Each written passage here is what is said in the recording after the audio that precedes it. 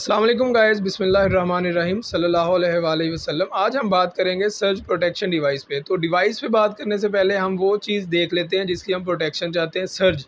Surge actually transient voltages को कहते हैं। ट्रांजिएंट कहते हैं शॉर्ट ड्यूरेशन को, मिली सेकेंड को या माइक्रो सेकेंड को। और ओवर वोल्टेज वो वोल्टेजेस हैं जो ज़ाहिर है आपके जो नॉमिनल वोल्टेज चल रहे हैं उनसे ज़्यादा है। अगर 230 हैं नॉमिनल वोल्टेज तो 400 वोल्ट और इवन के 4000 वोल्ट भी आपके ओवर वोल्टेजेस हैं। ठीक है, तो ये आपकी जो स्पाइक आपको नज़र आ रही है डायग्राम में शॉर्ट ड्यूरेशन के लिए, यही आपके ट्रांजिएंट ओवर वोल्टेजेस हैं, यही आपकी सर्ज कहलाती है। इसी से हमने एसपीडी से प्रोटेक्शन करनी होती है।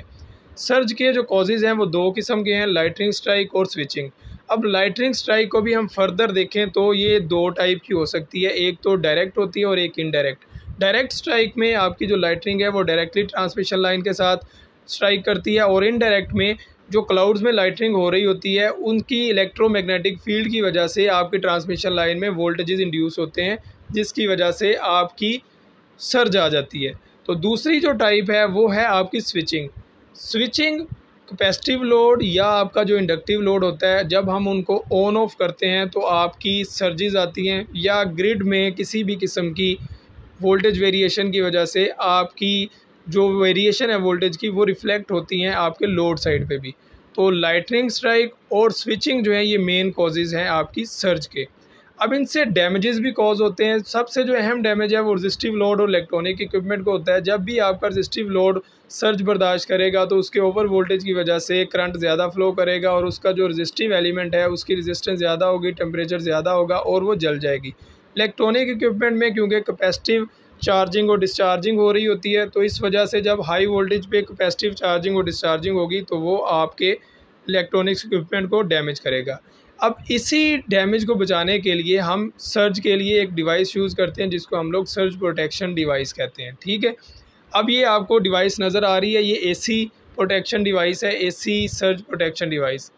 इसको हम जब भी कनेक्ट करते हैं अपने सिस्टम के पैरेलल में कनेक्ट कर देते हैं। वो आपको अगली डायग्राम में आपको फिजिकली दिखाएंगे भी हम लोग। ऊपर वाले इसके जो 4 टर्मिनल आपको नज़र आ रहे हैं, लाइन 1, 2, 3 और न्यूट्रल, वहाँ पे हम लोग 3 फेजेस और न्यूट्रल कनेक्ट कर देते हैं। और जो नीचे वाला टर्मिनल आप देख सकते हैं, जो अकेला टर्मिनल है, वहाँ पे अर्थ का सिंबल भी बना हुआ है रेड ब्लॉक के नीचे, वहाँ पे हम लोग अपनी जो अर्थ पिट है उसको कनेक्ट कर देते हैं। जब भी वोल्टेजेस की वेरिएशन आती है तो फेज से जो करंट है वो अर्थ की तरफ फ्लो करना शुरू कर देता है, जिससे आपका जो सिस्टम है, जो डिवाइसेस हैं जो इसके सिस्टम के पैरेलल में लगी होती हैं, वो डैमेज होने से बच जाती है। अभी अगली स्लाइड में हम लोग देखते हैं कि हमने इसको इंस्टॉल कैसे किया हुआ है। हमने पैरेलल में ब्रेकर से तीनों फेज़ और न्यूट्रल लिए, और नीचे वाली साइड पे रेड एसपीडी पे हमने अर्थ कनेक्ट कर दी है। ठीक है, ये सिंपलेस्ट वे है कनेक्ट करने का। अब देखते हैं कि ये एसपीडी वर्क कैसे करती है। अब एमओवी इसमें इंस्टॉल होता है जिसको हम मेटल ऑक्साइड वेरिस्टर कहते हैं। राइट साइड पे डायग्राम में जो वाइट कलर का मटेरियल आपको नज़र आ रहा है इसको हम एमओवी कहते हैं। इसकी खसूसियत ये है कि जैसे ही वोल्टेज वेरिएशन आती है इसकी रेजिस्टेंस भी चेंज होती है। जब नॉर्मल वोल्टेजेस चल रहे होते हैं तो इसकी रेजिस्टेंस बहुत हाई होती है, इस वजह से अर्थ की तरफ कोई करंट फ्लो नहीं करता। लेकिन जैसे ही ओवर वोल्टेजेस होते हैं तो इसकी रेजिस्टेंस जो है वो लो हो जाती है, और जो करंट है वो ओवर वोल्टेज की तरफ वजह से वो अर्थ की तरफ फ्लो करना शुरू कर देता है। इस तरह से ये जो डिवाइस है हमारी सर्ज प्रोटेक्ट करती है, हमारी डिवाइसेस को प्रोटेक्ट कर देती है। तो आप देख सकते हैं कि वाइट मटेरियल के साथ दोनों टर्मिनल भी कनेक्ट हैं बस बार्स की फॉर्म में। एक फेज़ है और दूसरा जो टर्मिनल है वो अर्थ के साथ कनेक्ट होता है। जब भी हम अपने फोटोवोल्टेक सिस्टम की बात करते हैं तो जो नेट मीटरिंग करवानी होती है हमने, वहाँ पे स्टैंडर्ड है कि हमने एसी एसपीडी भी कनेक्ट करनी है और डीसी एसपीडी भी कनेक्ट करनी है। एसी एसपीडी हम अपने एसी सिस्टम जो इन्वर्टर के बाद एसी बन रही है या अपने वापडा के सिस्टम के अपनी सेविंग के लिए उसको लगाते हैं, और डीसी हम फोटोवोल्टेक सिस्टम की आउटपुट जो आ रही होती है वहाँ पे डीसी एसपीडी हम कनेक्ट कर देते हैं।